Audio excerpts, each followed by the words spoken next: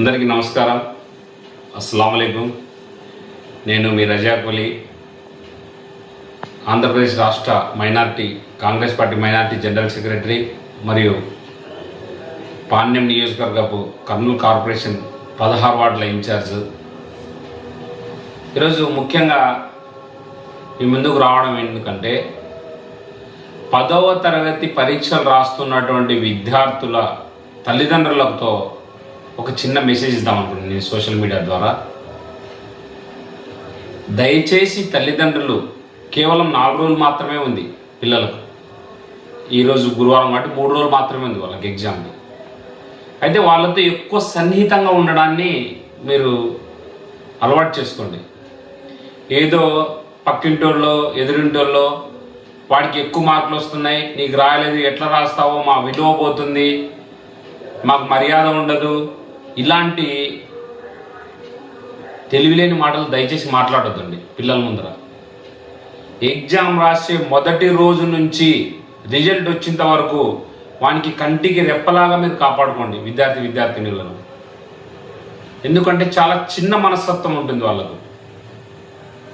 దయచేసి పేరెంట్స్ అందరూ ఖచ్చితంగా 100% పిల్లలకు ప్రేమగా అనురాగంగా చూసుకొని వాళ్ళకి చేయండి. అదేవిధంగా విద్యార్థులు దయచేసి మీరు ఎవ్వరూ ప్యానిక్ కావాల్సినటువంటి అవసరం లేదు. మీకు వచ్చినటువంటి ఏదైతే తెలుసో, ఏదైతే మీ సార్ గారు చెప్పారో ఆ యొక్క ఎగ్జామ్ని, అక్కడ వచ్చినటువంటి క్వశ్చన్కి మీకు వచ్చినంత వరకు ప్రయత్నించండి. అంతేగాని ఎక్కువ ఆలోచనలోకి వెళ్ళి నాకు తక్కువ మార్కులు వస్తున్నాయి, నా తల్లిదండ్రులకు ఏమైనా విలువ పోతుందేమో, లేకుంటే ఇంకొకడు నాకంటే ఎక్కువ మార్కులు వస్తాయేమో, ఇలాంటి పనులు చేయొద్దండి. దయచేసి ఈ కొద్ది రోజులు గురువులతో ప్రేమగా ఉండండి. మీ యొక్క సార్లతో ఎక్కువ అభిమానంగా ఉండండి.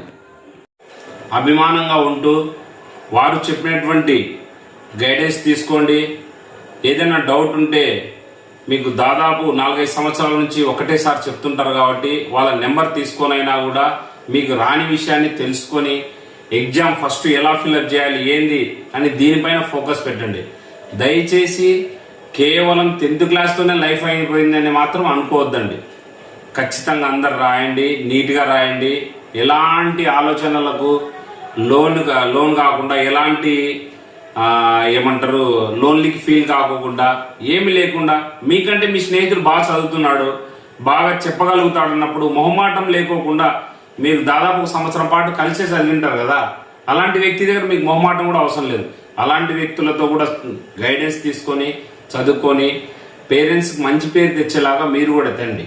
అదేవిధంగా నేను రిక్వెస్ట్ చేసేది ఉపాధ్యాయులకు ఏంటంటే, డల్లర్నందరినీ కూర్చోపెట్టుకొనైనా ఈ 2 రోజుల సమయంలో నువ్వు భయపడాల్సినటువంటి పని లేదు, 100% నువ్వు పాస్ అవ్వగలుగుతావు అనేటువంటి ఒక మనోధైర్యాన్ని ఇవ్వాలని నేను వాళ్ళని రిక్వెస్ట్ చేసుకుంటా ఉన్నా.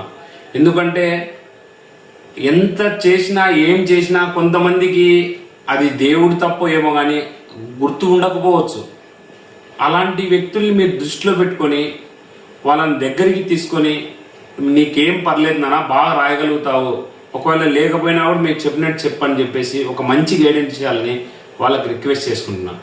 అదేవిధంగా గ్రామీణ ప్రాంతాల నుంచి వచ్చేటువంటి విద్యార్థులు ఎవరైతే ఉన్నారో వారికి బస్సుల సౌకర్యం సరిగా ఉండదు. ఆర్టీసీ వారికి నేను కోరేది ఏంటంటే, కేవలం వాళ్ళకి కేటాయించినటువంటి బస్సులే కాకోకుండా ఆ రూట్లో వెళ్ళేటువంటి ఆ ఎగ్జామ్ సమయంలో ఎవరైతే ప్యాడ్ పెన్ను పట్టుకున్నాడో వాడు చేతితే దయచేసి వారిని అక్కడ ఎగ్జామ్ సెంటర్ వరకు బస్సును కూడా ఎక్కించుకోవాలని చెప్పేసి డిపో మేనేజర్ల గారిని కూడా నేను రిక్వెస్ట్ చేస్తున్నాను. అదేవిధంగా బైక్లలో వెళ్ళేటువంటి వారు ఎవరైనా కానీ 10th క్లాస్ పిల్లలు ఉంటే వాళ్ళని ఎక్కించుకొని అక్కడ వరకు వదిలిపెట్టండి. దయచేసి ఈ ఎగ్జామ్స్ టైంలో కొద్దిగా ఎంజాయ్మెంట్ని వదిలేసి కేవలం ఎగ్జామ్ మీద ఫోకస్ పెట్టండి. ఎగ్జామ్ మీద ఫోకస్ పెట్టి ఎవరైతే నీకు తిడతారనేటువంటి భయం ఉందో, తల్లిదండ్రులు నన్ను ఫెయిల్ అయితే తిడతారనేటువంటి భయం ఉందో, మార్కులు తెచ్చి పాస్ అయితే నన్ను సన్మానించేటువంటి వాళ్ళు కూడా వాళ్ళే అని చెప్పేసి మీరు గుర్తుపెట్టుకోవాలి. అదేవిధంగా హాస్టల్లో ఉండేటువంటి విద్యార్థులు కూడా వాళ్ళ తల్లిదండ్రులు హాస్టల్లో ఉన్నటువంటి విద్యార్థులకు కూడా మనోధైర్యాన్ని ఇవ్వండి.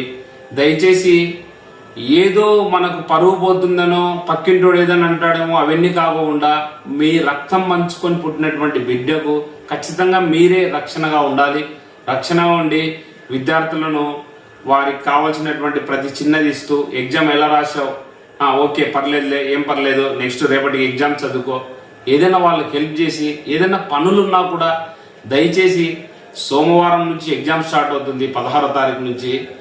ఆ 16వ తారీఖు నుంచి రిజల్ట్ వచ్చేంత వరకు వాళ్లకు కంటికి రెప్పలా కాపాడుకోవాలని నేను కోరుకుంటున్నాను. Thank you very much.